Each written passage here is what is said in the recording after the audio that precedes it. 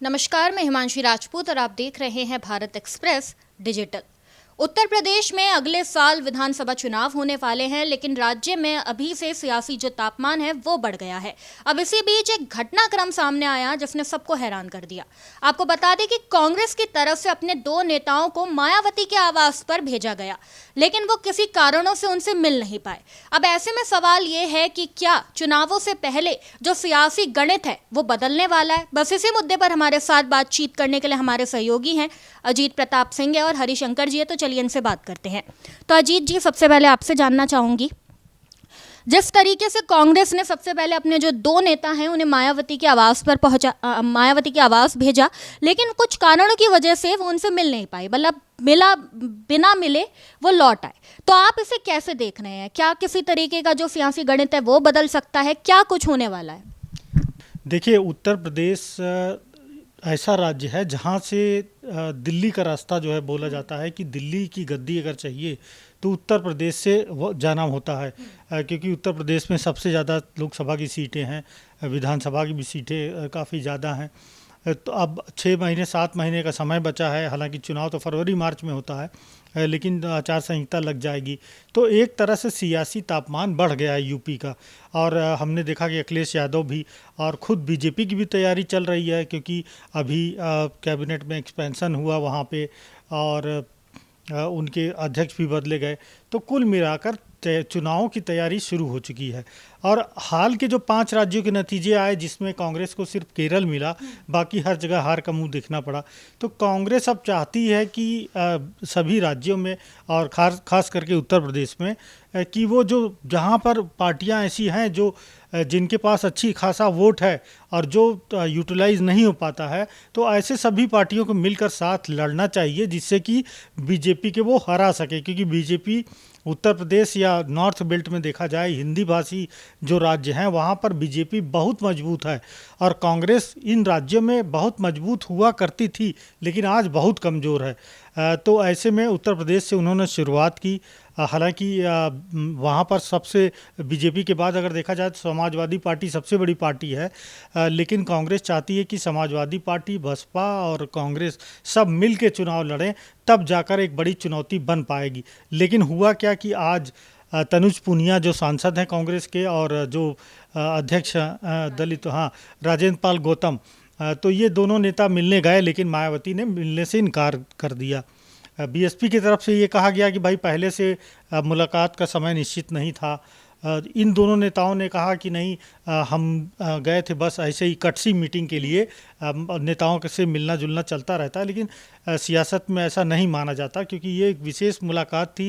राहुल गांधी का कोई संदेश लेकर ये नेता जाने वाले थे, मिलने वाले थे, लेकिन चूंकि मायावती ने इनकार कर दिया है, अब दोबारा उन्होंने वक्त मांगा है। अब देखिए मुलाकात होती है नहीं होती है, लेकिन उत्तर प्रदेश की राजनीति में इससे एक रोमांच पैदा हुआ है।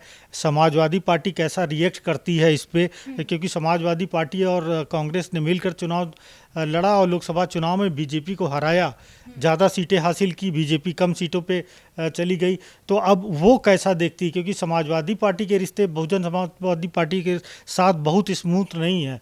भले वो लोग चुनाव लड़ चुके हैं पहले साथ में, लेकिन इस समय अच्छे रिश्ते नहीं है।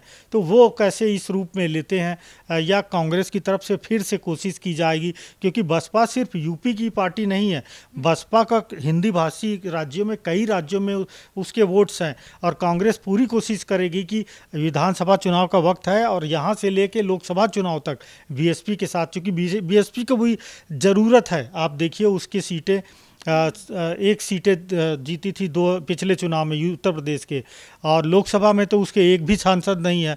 तो बीएसपी को भी ज़रूरत है। मायावती ने किस वजह से मना किया है ये बाद में पता चलेगा, लेकिन बसपा की ज़रूरत है कि वो किसी बड़े पार्टी के साथ में आ जाए। अब लोग कहते हैं कि बीजेपी के साथ उनकी टैसिट अंडरस्टैंडिंग है, यानी अंदर खाने हाथ मिलाया हुआ है, लेकिन वो बाहर से देखने के नहीं पता चलता। कांग्रेस चाहती कि बीएसपी के साथ उसका संबंध मजबूत हो, जिससे न सिर्फ उत्तर प्रदेश बल्कि नॉर्थ इंडियन जो हिंदी भाषी राज्य हैं, जहां पर बीजेपी सबसे ज़्यादा मजबूत है, वहां पर एक चुनौती कांग्रेस, चूँकि इस समय उतनी मजबूत है नहीं इन राज्यों में, तो बीएसपी के साथ मिलकर वो चाहती कि बीजेपी को एक चुनौती दे सके। हरिशंकर जी, देखिए जैसा कि अजीत जी का आकलन है, अजीत जी ने साफ कहा कि जो कांग्रेस है वो चाहती है कि हम एक टीम के साथ बीजेपी से मुकाबला करें, यानी कि सपा बसपा और कांग्रेस मिलकर, यानी कि गठबंधन में उनके साथ मुकाबला करें। लेकिन अगर मायावती को अगर हम देखें, बसपा की तरफ से हमेशा से यही कहा गया है कि हम तो भैया 403 सीटों पर अकेले ही चुनाव लड़ेंगे, हम किसी पे गठबंधन नहीं करेंगे। तो क्या लग रहा है, ऐसा जो कांग्रेस की एक जो प्लानिंग चल रही है वो वो सफल हो पाएगी या नहीं हो पाएगी? क्या लगता है, मायावती मानेंगी? देखिए, मुझे तो लगता है कि मायावती जो हैं बसपा सुप्रीमो वो नहीं मानेंगी। नहीं की वजह ये है कि कभी वो अखिलेश यादव और उनकी समाजवादी पार्टी के खिलाफ बीएसपी को मतलब सीधा सीधा मुकाबला रहता था जब बीजेपी सत्ता में नहीं थी। उस समय बीजेपी तीसरे नंबर की पार्टी हुआ करती थी, तो ये दोनों आपस में टक्कर में हुआ करते थे। दूसरी बात है कि मायावती का अपना अलग पॉलिटिक्स है यूपी में। पिछले 10 साल का उनका पॉलिटिक्स देखें तो फिर वही कहानी आएगी चुनाव के दौरान 2027 में कि बुआ बबुआ वाली बात। तो मायावती ऐसा नहीं चाहती, क्योंकि इससे पहले भी जब इंडी गठबंधन बना, उससे पहले महागठबंधन बना, कभी मायावती उसके साथ में नहीं गई। उसकी सबसे बड़ी वजह है कि वो अपने वोट बैंक को कंफ्यूज नहीं करना चाहती हैं। जो उनके ओबीसी और एससी सपोर्टर हैं, उनमें एक सीधा सा मैसेज है कि अगर मायावती या उनकी बीएसपी पार्टी अगर चुनाव लड़ती है तो वो किसी दल के साथ गठबंधन नहीं करेंगी, और वो कई बार वो ऐसा करके दिखा भी चुकी हैं। दूसरी बात कि यूपी में 2027 से पहले अखिलेश यादव, कांग्रेस पार्टी, बसपा, ये कोशिश ये है कि सब इकट्ठे आ जाएं, एक मंच पर आ जाएं, ताकि बीजेपी से वो डटकर मुकाबला कर सकें। क्योंकि अखिलेश यादव को पता है कि इस बार योगी सरकार के खिलाफ, बीजेपी की सरकार के खिलाफ यूपी में कोई वहाँ पर एंटी इनकम्बेंसी नहीं है। योगी के खिलाफ कोई भी एक मुद्दा इनको ढूंढना मुश्किल हो रहा है। वैसे बोलने को तो आप कुछ भी कह दीजिए, सरकार में भ्रष्टाचार नहीं है, सरकार में किसी भी तरह की उस तरह की खींचतान नहीं है, सरकार में कोऑर्डिनेशन की कमी नहीं है, सरकार में जो आगे जो प्रोजेक्ट होते हैं उसमें कहीं कोई बाधा नहीं है, तो फिर आप सरकार को घेरेंगे किस मसले पे? तो यूपी अगर यही या तो मुस्लिम तुष्टीकरण वाला मसला है, या फिर जो छोटी छोटी चीज़ें बीच बीच में आती रहती हैं। लेकिन अभी तक आप देखिए तो अखिलेश यादव यूपी कम सेंट्रल पॉलिटिक्स पर ज़्यादा बोलते हैं, लेकिन अब उन्होंने फोकस यूपी पर भी करना शुरू किया है। दावे तो हर पार्टी करती है कि हम ही 2027 में आ रहे हैं, लेकिन अखिलेश यादव और उनकी पार्टी समाजवादी पार्टी को भी पता है कि अकेले मुकाबला करना और बीजेपी को हराना यूपी में इतना आसान नहीं है, जब योगी वहां पर इतने मजबूत सीएम बैठे हुए हैं जो पूरे देश भर में पॉपुलर हैं। आप देखिए मुकाबला इनका किससे है? योगी आदित्यनाथ से हैं, जो दूसरे राज्यों में भी मांग होती है कि हमारे यहाँ भी योगी जैसा सीएम चाहिए। अभी पश्चिम बंगाल में चुनाव हुआ, क्या धुआंधार प्रचार हुआ, उन्होंने प्रचार का कई जगह लाइन ही चेंज कर दिया। समझ रही हैं आप? बंगाल चुनाव में, और बंगाल ही नहीं देश के कई राज्यों में मांग हो चुकी है। और बंगाल सरकार अगर बुलडोजर कार्रवाई कर रही है तो वो क्या है? वो कहा जाता है ये योगी मॉडल पर काम करेंगे। हमने बहुत सारी खबरें ये की। तो योगी मॉडल जो है वो पूरे देश में सफल होता हुआ एक समय में दिख रहा है। तो मुझे लगता है योगी मॉडल का मतलब सिर्फ बुलडोजर नहीं है। योगी सरकार मतलब अच्छी सरकार, योगी सरकार मतलब टाइमली चीज़ों को, जनता को डिलीवर करने की क्षमता वाली सरकार, योगी सरकार मतलब वहाँ जो अपराधी हैं उनकी कमर तोड़ने वाली सरकार। तो कुल मिलाकर के आप देखें तो योगी सरकार के खिलाफ एकजुट होना इनकी मजबूरी है। ये कोशिश राहुल गांधी और उनकी पार्टी की ओर से की गई है, लेकिन मुझे लगता है कि ये इतना आसान नहीं है, क्योंकि मायावती महागठबंधन और इंडी गठबंधन जो इससे पहले बना उसका वजूद अभी खतरे में है। उसमें नहीं, उन्होंने सीधे सीधे इनकार कर दिया था। तो मुझे लगता है कि ये अभी शुरुआती दौर है, अभी और भी कोशिशें होंगी, और भी उनके कई करीबियों से मिलजुल के बात होने की कोशिश होगी, आगे बात बढ़ाई जाएगी, लेकिन इतना आसान नहीं है। दूसरी बात कि कांग्रेस को यूपी चुनाव में बैसाखी की ज़रूरत है। आप लोकसभा चुनाव में ले लीजिए, चाहे विधानसभा चुनाव में ले लीजिए, वो अकेले दम पर कुछ ही सीटें, गिने चुने सीटें जीत सकती हैं। लेकिन सरकार में अगर मान लीजिए कि बीजेपी की सरकार बदलती है या फिर योगी आते हैं, तो उनको भी तो दिखाने के लिए चाहिए कि हमारे पास सीटें हैं, कम से कम इतने उम्मीदवार हैं। बिहार में तो उनको बहुत मायूसी हाथ लगी। अभी रिसेंट पश्चिम बंगाल में कांग्रेस की हालत ख़राब हो गई वहाँ पे। तो कोशिश ये है कि यूपी जो जहाँ पर राहुल गांधी जहाँ से सांसद हैं, उनकी माताजी सांसद रहीं, तो कुल मिलाकर के है कि कोशिश ये है कि जो उनका, हाँ, जवाहरलाल नेहरू का भी यूपी से नाता रहा, हालांकि वो कश्मीर से थे उनका परिवार, लेकिन यूपी के इलाहाबाद से उनका नाता रहा। तो ये चाहते हैं कि जो उनकी ज़मीन, पुरानी दादा पुरखों की ज़मीन जो बनाई हुई है, राजनीतिक ज़मीन, उसको उसमें एक बार फिर से पॉलिटिकल हरी भरी घास उगाने की कोशिश वो कर रहे हैं। लेकिन सफलता क्या मिलेगी मुझे नहीं लगता, क्योंकि मायावती दो टूक कहती हैं कि वो अपने मतदाताओं को कंफ्यूज नहीं करना चाहती हैं, उनका ये भी मकसद है। दूसरा है कि इंडी गठबंधन में जाने पर बसपा को कितना फ़ायदा होगा, ये तो देखने वाली बात होगी। लेकिन बसपा से इन दलों को काफ़ी फ़ायदा हो सकता है। भले ही मायावती को लोकसभा में सीटें ना मिली हों, विधानसभा में कम सीटें हों, लेकिन बसपा वो पार्टी है जो कभी भी किसी भी समय एक आवाज़ पर उठकर खड़ी होने वाली पार्टी है और अपनी रफ्तार में चल देने वाली पार्टी है। तो उनको कोई कम नहीं आंकता, चाहे बीजेपी हो, चाहे समाजवादी पार्टी हो, चाहे कोई भी कांग्रेस हो। तो मायावती अभी भी दमदार लीडर हैं और ठीक है, उन्होंने बहुत ज़्यादा समय देना कम कर दिया है पॉलिटिक्स में, लेकिन कोई ये ना समझे कि वो कमज़ोर हुई हैं, ना ही उनकी पार्टी कमज़ोर हुई है।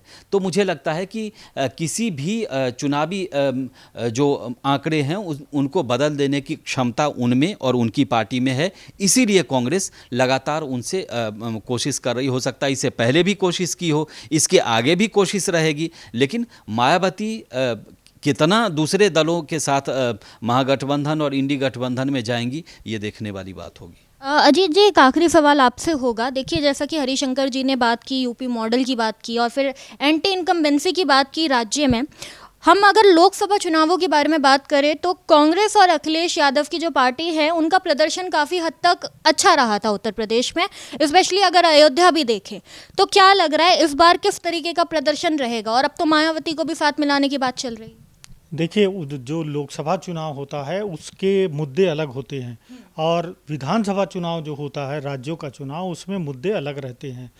और उत्तर प्रदेश के अगर लिहाज से देखा जाए तो पूरे देश में लोग योगी जैसा सीएम जो है किसी राज्य में नहीं, सब लोग चाहते हैं कि हमारे यहाँ योगी जैसा सीएम हो, जो कि गुंडागर्दी एकदम से ख़त्म कर दे, जो इंफ्रास्ट्रक्चर विकास करे, जो रोज़गार पैदा करे और जो कानून व्यवस्था पूरी तरह से स्थापित करे।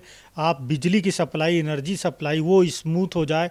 हम देखते हैं कि 10 साल पहले उत्तर प्रदेश में लगातार कटौती होती थी और हम खुद दिल्ली जब आए, हम तो इलाहाबाद से हैं, तो हम दिल्ली रहते थे, जानते थे कि उत्तर प्रदेश में मतलब बिजली सप्लाई नहीं है, तमाम तरह की दिक्कतें हैं। लेकिन आज जब लगभग 9 साल पूरे हो चुके हैं योगी सरकार के, किसी भी सूरत में, किसी भी पैमाने पर देखिए उत्तर प्रदेश बिल्कुल बदल गया है और दिल्ली से आगे ही जाएगा ये। और अभी भी उसकी स्थिति है कि चाहे वो कानून व्यवस्था हो, चाहे सब कुछ, सिविक सेंस हो, सफाई हो, कानून व्यवस्था हो, महिलाओं की जो सुरक्षा है, ये सब कुछ बदल गया है उत्तर प्रदेश में। तो ऐसे में अखिलेश यादव, कांग्रेस के लिए, राहुल गांधी के लिए या मायावती के लिए बहुत बड़ी चुनौती होगी कि तीनों मिल भी जाएंगे तो योगी से टक्कर दे पाना। तो एक तरह से देखा जाए कि योगी जो है पिछले दशक में लगभग सबसे लोकप्रिय नेता बनकर, और इसका फ़ायदा बीजेपी को मिला है। आप चाहे देखिए, अभी हाल में चुनाव संपन्न हुए असम में, बंगाल में सबसे ज़्यादा योगी की रैलियां हुई, मतलब हर जगह उनकी डिमांड रही। साउथ में आप देखिए, हैदराबाद में हो, तेलंगाना में हो, आंध्र प्रदेश में हो, कर्नाटक में हो, गुजरात में जो है 3 साल पहले मैं चुनाव में खुद गया था, वहाँ पर सब नेता वहाँ के मुख्यमंत्री नहीं चाहते थे भूपेंद्र पटेल को, बल्कि वो सब गुहार लगा रहे थे अपने पार्टी में कि भाई योगी की हमारी रैली हमारे यहाँ पे करा दो। तो योगी इतने पॉपुलर हैं कि उनको टक्कर देना, तीनों मिल भी जाएंगे तब भी बड़ी चुनौती होगी, क्योंकि इस समय इस तरह का स्ट्रक्चर। और लोकसभा चुनाव वो दूसरे मुद्दे पे हुए, वो बीजेपी जरूर उसमें हारी, लेकिन अब मुद्दे दूसरे रहेंगे। और हाल में जिस तरह से रिवर्स पोलराइजेशन होता है, बीजेपी जो करती है कि पहले कांग्रेस माइनॉरिटीज़ अपीजमेंट वगैरह करती थी और सारे वोट उसके जाते थे, उसके बाद फिर न्यूट्रल वोटर्स भी मिलते थे, लेकिन अब बीजेपी का जो खेल है, तो बंगाल में भी हमने देखा कि किस तरह से 30% वहाँ माइनॉरिटी वोटर्स हैं, लेकिन रिवर्स पोलराइजेशन हो गया, हिंदुओं का पोलराइजेशन हो गया, जिसके चलते 200 से ज़्यादा सीट्स बीजेपी जीती। और 80-85 सीटों पर जो मुसलमान तय करते हैं जीत हार, वो 80 सीटों पर चली आई ममता बनर्जी की पार्टी। तो कुल मिलाकर उत्तर प्रदेश में हम यही देखेंगे, यही प्रोसेस आएगा, ये पॉलिटिकल टूल की तरह इस्तेमाल किया जाएगा। तो निश्चित तौर पर यहाँ पर विपक्ष के लिए कड़ी चुनौती है, बीजेपी के लिए आसान है। तो कुल मिला के उत्तर प्रदेश में अगले साल चुनाव होने वाले हैं, लेकिन अभी से जो सियासी पारा है वो अभी से हाई हो गया है।